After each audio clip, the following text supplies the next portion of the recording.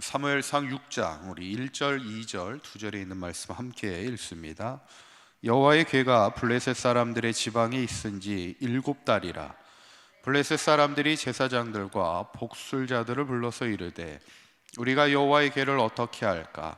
그것을 어떻게 그 있던 곳으로 보낼 것인지 우리에게 가르치라. 아멘. 할렐루야. 우리 지난 시간에 이제 블레셋에게 빼앗겼던 언약궤가 블레셋 도시에 가는 곳마다 하나님의 재앙이 나타나는 것을 보면서 블레셋이 이스라엘 민족, 불신앙의 이스라엘 민족은 이길 수 있었지만 하나님을 이길 수는 없었다는 거예요.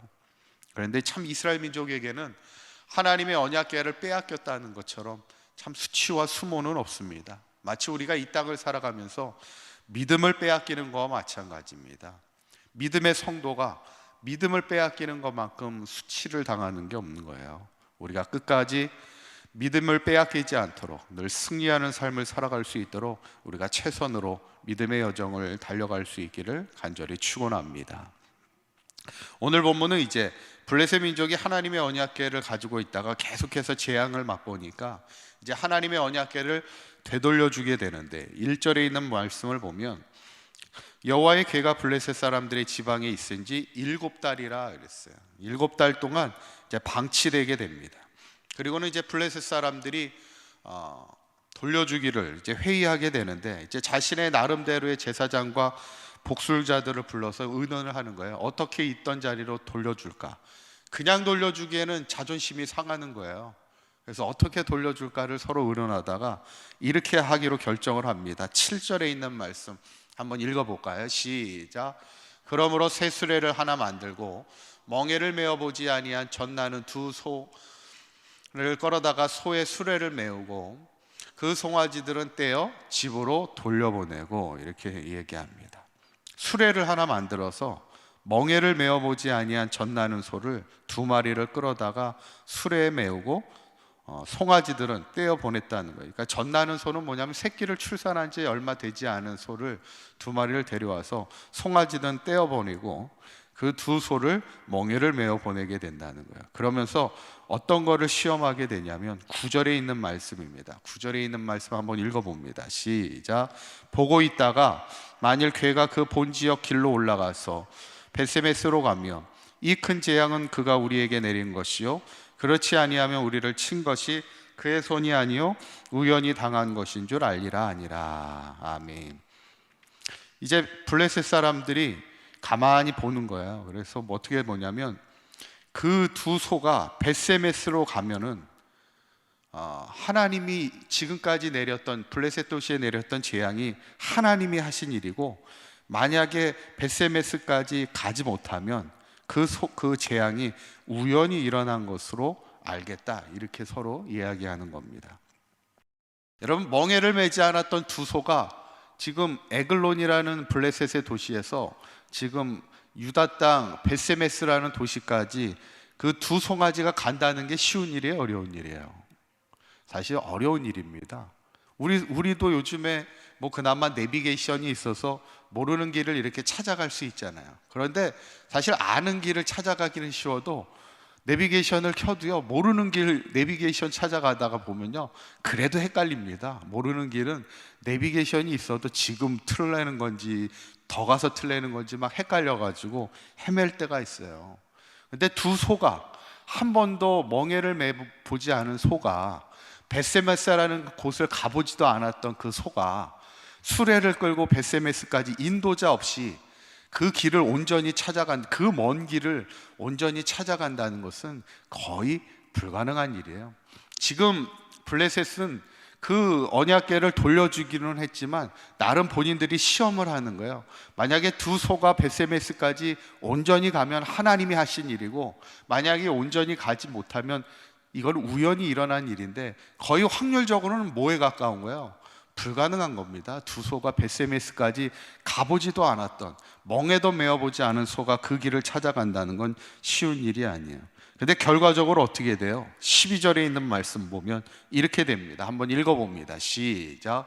암소가 벳세메스 길로 바로 행하여 대로로 가며 갈 때에 울고 좌우로 치우치지 아니하였고 블레셋 방백들은 벳세메스 경계선까지 따라가니라 그랬어요. 벳세메스 경계선까지 따라간 이유는 뭐예요? 이 소가 잘 가나 안 가나를 계속 지켜보는 거예요.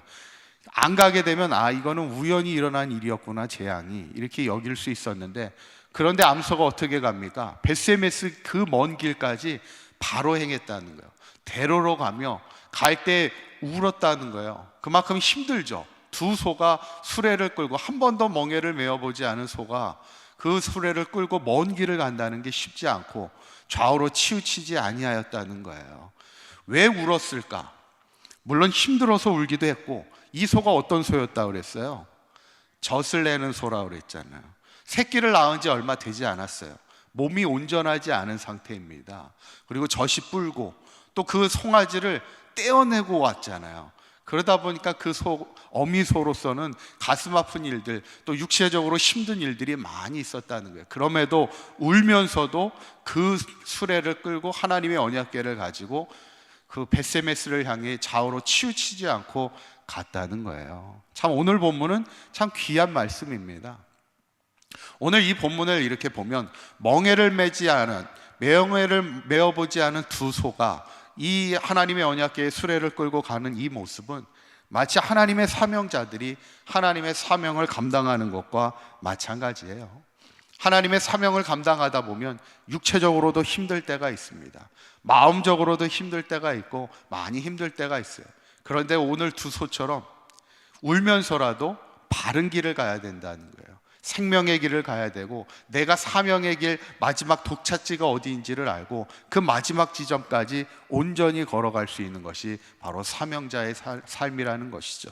저는 오늘 이 본문을 보면서 우리 사관계 모든 성도님들이 때로는 우리가 믿음의 길을 걸어가면서 사명의 길을 걸어갈 때는 힘들고 어려울 수 있다는 거예요. 그러나 오늘 멍에를 메어보지 않은 두 소가 울면서라도 좌우로 치우치지 않고 하나님의 목적지까지 온전히 갈 수 있었던 것, 이건 또 하나님의 역사였죠. 거의 불가능한 일이었지만 하나님의 역사 가운데 온전히 걸어갔던 것처럼 우리도 한평생 하나님의 사명을 감당하며 때로는 힘들고 불가능한 일 같지만 울면서라도 하나님 좌우로 치우치지 않는 하나님의 사명자로 마지막까지 하나님이 원하시는 기쁨의 자리에 이를 수 있는 저와 여러분들의 삶이 될 수 있기를 주님의 이름으로 간절히 축원합니다. 기도하시겠습니다.